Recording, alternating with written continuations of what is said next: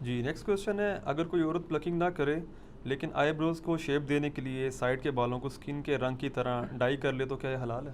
یہ تو حلال ہی ہے جی، اس کی تو کوئی ممانعت نہیں ہے۔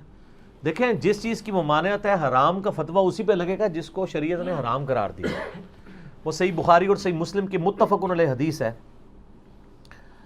کہ سیدنا عبداللہ ابن مسعود رضی اللہ تعالیٰ عنہ کہتے ہیں کہ اللہ تعالیٰ نے لعنت فرمائی ہے ایسی عورتوں پر جو گندواتی ہیں یعنی ٹیٹو بناتی ہیں، یعنی جسم میں کھدائی کرا کے سیاہی ڈال کے نشان بنانا، جس طرح کئی فٹ بالرز نے بنائے ہوتے ہیں اور افریقن لوگوں نے، آپ نے دیکھا نا، انہوں نے ٹیٹو بنائے ہوتے ہیں، یہاں پہ بھی لوگ یہاں پہ بنوا لیتے ہیں ٹیٹو اس طریقے سے۔ اور دوسری چیز فرمائی، ان عورتوں پہ لعنت ہے جو چہرے کے بال اکھاڑتی ہیں۔ ظاہر ہے اب چہرے میں ایک ہی بال ہیں جو عورت اکھاڑے گی تو لعنت ہے، اور وہ یہی والے بال ہیں، کیونکہ یہ بال اور یہ بال تو اس کے اگتے نہیں ہیں، اور اگر یہ بال اگ آئیں تو اس میں عورت پہ واجب ہے کہ یہ بال اکھاڑے گی، اس پہ پھر دوسری حدیث اپلائی ہو جائے گی۔ بخاری اور مسلم میں حدیث ہے، ان عورتوں پہ لعنت جو مردوں کی مشابہت کرتی ہیں، اور ان مردوں پہ لعنت جو عورتوں کی مشابہت کرتے ہیں۔ تو چونکہ عورت کی اب داڑھی نہیں ہوتی، تو اگر اس کی داڑھی نکل آئے تو اب اس کے لیے ضروری ہے کہ اس کو اکھاڑے، یا اس کے لیے ایسی کریم استعمال کرے کہ وہ بال جھڑ جائیں تاکہ اس کی مردوں سے مشابہت نہ ہو۔ اور اسی میں امپلائڈ ہے کہ مرد نے داڑھی رکھنی ہے تاکہ اس کی عورتوں سے مشابہت نہ ہو، لباس میں بھی، گیٹ اپ میں بھی، ہر لحاظ سے۔ تو دوسری وہ عورت جو چہرے کے بال اکھاڑتی ہے، اور تیسری وہ عورت جو دانتوں میں گیپ بنواتی ہے خوبصورت دکھنے کے لیے، یعنی نبی اسلام کے مبارک زمانے میں یہ سارے معاملات چلتے تھے۔ یہ حدیث عبداللہ ابن مسعود نے بیان کی، بخاری مسلم دونوں میں آتا ہے۔ تو ایک عورت ان کے پاس حاضر ہوئی، اس نے کہا کہ میں نے سنا ہے کہ آپ یہ کہتے ہیں کہ اللہ نے لعنت فرمائی ہے ایسی عورتوں کے اوپر، تو میں نے تو پورا قرآن پڑھا ہے، مجھے تو کہیں نہیں ملا یہ چیز۔ ہائے ہائے ہائے ہائے، سر وہ پاکستانی عورت نہیں سی نا عاشق رسول،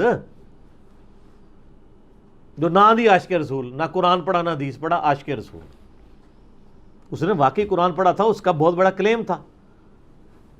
ہمارے تو حکمرانوں کا یہ حال ہے کہ قرآن کو حدیث کہہ کے، حدیث کو قرآن کہہ کے بیان کر رہے ہوتے ہیں، اور کئی چیزیں قرآن حدیث میں ہوتی نہیں ہیں اور وہ کہتے ہیں اللہ نے فرمایا ہے۔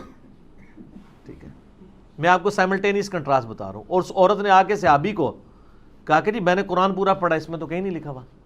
تو انہوں نے فرمایا تم نے قرآن غور سے نہیں پڑھا، قرآن میں کیا تم نے یہ آیت نہیں پڑھی، وما آتاکم الرسول فخذوہ وما نہاکم عنہ فانتہوا، جو رسول اللہ دیں وہ لے لو، اور جس سے رسول اللہ صلی اللہ علیہ وسلم روک دیں اس سے رک جاؤ۔ حالانکہ یہ آیت تعویل خاص کے اعتبار سے مال غنیمت کے بارے میں تھی، لیکن سیدنا عبداللہ بن مسعود رضی اللہ تعالیٰ نے اسے جنرلائز کیا۔ تو انہوں نے کہا یہ آیت پڑھی ہے نا، تو میں نے رسول اللہ صلی اللہ علیہ وسلم سے خود سنا ہے کہ ان عورتوں پہ لعنت جو یہ تین کام کرتی ہیں، تو گویا اللہ ہی نے لعنت کی ہے نا۔ جب رسول اللہ صلی اللہ علیہ وسلم کوئی بات دے رہے ہیں، وہ اپنی مرضی سے تو نہیں دے رہے، نبی شریعت ساز تو نہیں ہوتا، شریعت تو اللہ کی بنائی ہوتی ہے، نبی تو اللہ کے اذن سے وہ شریعت پبلک تک پہنچا رہا ہوتا ہے۔ تو اس عورت نے آگے سے کہا کہ آپ کی بیوی بھی یہی کرتی ہے۔ یہ آخری حال ہوتا ہے نا کسی کے بارے میں، آپ پرسنل اٹیک۔ تو آج بھی اگر کوئی آپ پہ پرسنل اٹیک کرے تو غصے نہ ہوا کرے، کرنے دیں، کیا فرق پڑتا ہے؟ صحابہ کرام پہ بھی لوگوں نے کیا، اور نیکوکار لوگوں نے کیا، یہ نیکوکاری تھی نا عورت۔ تو انہوں نے آگے سے کوئی غصہ نہیں کھایا، انہوں نے کہا جاؤ اندر میری بیوی کو دیکھ لو جا کے۔ ان کا تمہاری بیوی بھی ایسے ہی کرتی ہے نا، یعنی وہ بھی پلکنگ کرتی ہے۔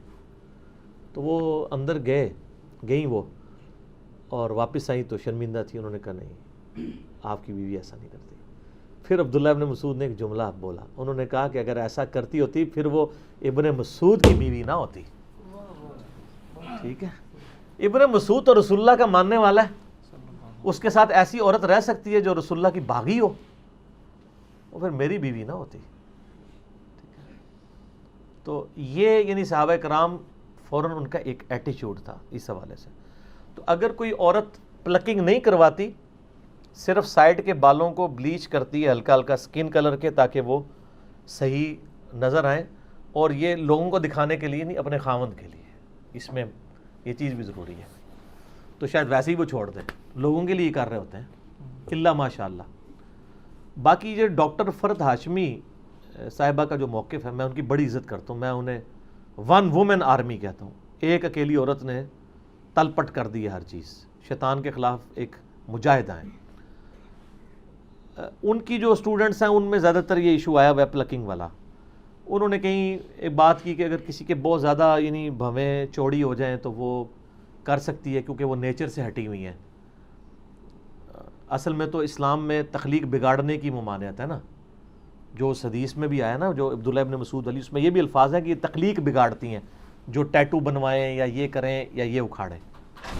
تو اور قرآن حکیم میں سورہ نساء کی آیت نمبر 119 ہے وَلَآمُرَنَّهُمْ فَلَيُغَيِّرُنَّ خَلْقَ اللَّهِ. شیطان نے کہا تھا کہ اے اللہ میں اولاد آدم کو ابھاروں گا کہ تیری تخلیق کو وہ بدل دیں. تو اسلام میں تخلیق بدلنا حرام ہے.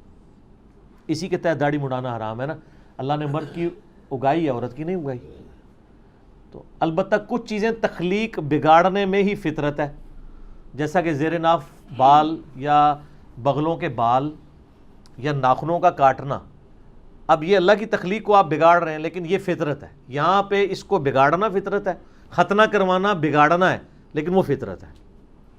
اس کا حکم علیحدہ سے آ چکا ہے. وہ بخاری مسلم میں حدیث ہے کہ فطرت میں جو ہے وہ 5 چیزیں داخل ہیں. مونچھوں کا پس کرنا، ناخنوں کا کاٹنا، زیر ناف بال اور بغلوں کے بال جو ہے ان کو کاٹنا اور خطرہ کرنا. وہ ایک الگ سے ایک مسئلہ ہے. لیکن یہاں پہ جو مسئلہ ہے نا کہ اگر کوئی بلیچ کروا لیتا ہے وہ تو بالکل ٹھیک ہے، اس کو اکھاڑے نا. تو وہ میں فرد ہاشمی صاحبہ کا بتا رہا تھا کہ انہوں نے اس طرح کو بات کی کہ بہت چوڑے ہوں تو وہ کاٹ لیں تو خیر ہے. اب وہ اس کا نتیجہ یہ نکلا ہے کہ جو ہمیں خبر ہے فزیکلی کہ وہاں پہ ساروں نے ہی سمجھ لیے کہ ہمارے چوڑے ہی ہو گئے ہیں. ورنہ تو ہونا چاہیے آپ گوروں والا ایک طریقہ اڈاپٹ کریں کہ آپ کہیں جی ہم نے 1000 عورتوں کے اوپر فزیکلی یہ پرفارم کیا ایکسپیریمنٹ کہ عورت کے جو بھووں کی آئی بروز کی چوڑائی اتنی اور اتنی موٹائی ہونی چاہیے، تو یہ ہمیں ایک سٹینڈرڈ ملا ہے. اس سے جس کا ہٹے وہ آگے پیچھے کر سکتا ہے. ہر کسی کو یہی نظر آ رہا ہے. اور عجیب جو ہے وہ جننیاں بنی ہوئی ہوتی ہیں، ٹھیک ہے نا، خام خواہ. اور پھر یہ بھی لوگوں نے دماغ میں ڈال دیا کہ جس نے ایک بار کر دیا ہے تو وہ پتہ نہیں اب دوبارہ نہیں. میری وائف تو شادی سے پہلے نہیں کرتی تھی، ایک آدھ دفعہ اس کی سہیلیوں نے زبردستی اس کے ساتھ یہ معاملہ کیا تو شادی کے بعد آج 14 سال ہو گئے، کوئی فرق نہیں پڑتا. ایویں خام خواہ یعنی لوگوں کے دماغ میں ڈالا ہوا ہے. تو وہ بلیچ کر لیں اس سے بہتر ہے. بلیچ کرنے میں کیا ہوتا ہے کہ صرف وہ کلر چینج ہوتا ہے اسکن والا، بال ادھر ہی موجود ہوتے ہیں لیکن دیکھنے میں نظر نہیں آ رہے ہوتے. تو یہ بھی یعنی ایک آئی بروز کو شیپ دینے کا ایک طریقہ ہے، لیکن یہ جائز طریقہ ہے کیونکہ اس میں آپ بال اکھاڑ کوئی نہیں دیں. تو لہٰذا شریعت کا جو فتویٰ ہے نا وہ اس سے اٹھ جائے گا. فتویٰ لگانے کے لیے منوان ویسی چیز ہونا ضروری ہے. اور یہاں پہ میں ایک ضمناً ایک بات بتا دوں، صحیح بخاری اور صحیح مسلم میں حدیث ہے کہ نبی صلی اللہ علیہ وآلہ وسلم نے بالوں کی جو چٹیا ہے نا، یعنی اس میں پرانگدہ، بالوں کا پرانگدہ کرنے سے بھی منع فرمایا ہے. یعنی کوئی عورت بالوں کا پرانگدہ نہیں کر سکتی. جو چٹیاں بناتے ہیں نا تو عموماً ہماری عورتیں تو جو بوڑھی عورتیں ہیں وہی استعمال کرتی ہیں. یعنی انہوں نے وہ اون کا یا وہ دھاگے کی بنی ہوئی ایک چٹیا ہے وہ ساتھ جوڑ لیتے ہیں، وہ تو بالکل جائز ہے. لیکن عورت کے بالوں میں عورت دوسری عورت کے بالوں کا کرنا یہ حرام ہے. یہ چونکہ اکثر لوگ مسئلہ پوچھتے ہیں تو میں ضمناً بتا دیا کہ جس پرانگدے کی ممانعت آئی ہے احادیث میں وہ بالوں کا ہے. بلکہ صحیح مسلم حدیث ہے کہ حضرت معاویہ رضی اللہ تعالیٰ عنہ جب شام سے مدینہ شریف آئے تو انہوں نے ایک خطبہ دیا. اس میں انہوں نے ایک بہت بڑی چٹیا اپنے ہاتھ میں اٹھائی تھی. انہوں نے کہا کہ لوگوں تمہارے علماء کدھر چلے گئے ہیں؟ کیا رسول اللہ صلی اللہ علیہ وسلم نے ان چیزوں سے منع نہیں کیا تھا؟ اور میں دیکھ رہا ہوں کہ تم لوگ یہاں پہ مدینہ شریف کے اندر یعنی باقاعدہ اس کو یعنی یوز کیا جا رہا ہے. تو یہ باقاعدہ انہوں نے اس کو کنڈیم کیا کہ نبی علیہ السلام نے اس چیز کی ممانعت فرمائی ہے. البتہ جو عام پرانگدے ہیں وہ بالکل درست ہیں. اسی طریقے سے اگر کسی کے بالکل سر کے بال ختم ہو گئے ہیں مرد کے اور سر کے اوپر وہ وگ لگانا چاہتا ہے بشرطے کہ وہ دھوکہ دے کے کوئی رشتہ نہ کرنا چاہ رہا ہو اس کی وجہ سے، تو وگ لگانے کی بھی اجازت ہے. اور جو پرماننٹلی فکسڈ وگیں ہیں ان میں آپ کو وضو کرنے کے لیے، غسل کرنے کے لیے اس کو اتارنے کی بھی ضرورت کوئی نہیں ہے کہ آپ کہیں کہ میں اتاروں گا. اس طریقے سے اب تو خیر اس سے بھی اچھی چیز آ گئی ہے، یعنی ہیئر ٹرانسپلانٹ والا مسئلہ ہے. وہ تو ویسے ہی ٹھیک ہے، وہ آپ کے اوریجنل بال ہیں وہ لگا دیے جاتے ہیں، اس میں تو ویسے کوئی ایشو نہیں ہے. تو یہ میں نے ساتھ ساتھ کچھ مسائل تھے جو اس سے ریلیٹڈ وہ میں نے بتا دیے تاکہ ایشو اس حوالے سے ریزالو ہو جائے. لوگ پوچھتے رہتے ہیں سوال اکثر، میری کوشش ہوتی ہے جو اس سے ریلیٹڈ چیزیں وہ ساتھ ساتھ بیان کر دی جائیں تاکہ کوئی مسئلہ نہ ہو. ٹھیک ہو گیا. علی بھائی اسی میں ضمناً سوال ہے، عورت یا مرد کے لیے ہاتھوں یا ٹانگوں سے بال ریموو کرنا کیا یہ بھی جائز ہے؟ اس کی کوئی حرمت اس طریقے سے تو آئی نہیں ہے کہ کوئی کہے کہ ہاتھ اور بال یعنی پاؤں کے بال ریموو کرنے کی کوئی ممانعت ہو، لیکن اس کے ہم میڈیکلی تو نقصانات ہی دیکھ رہے ہیں. وہ ایک بار کرتے ہیں پھر بار بار ان کو مصیبت سے گزرنا پڑتا ہے. اور مجھے بتائیں یہ ٹانگیں جو ہیں اس طریقے سے بال ریموو کر کے اس میں سے کیا نکالنا ہے کسی نے؟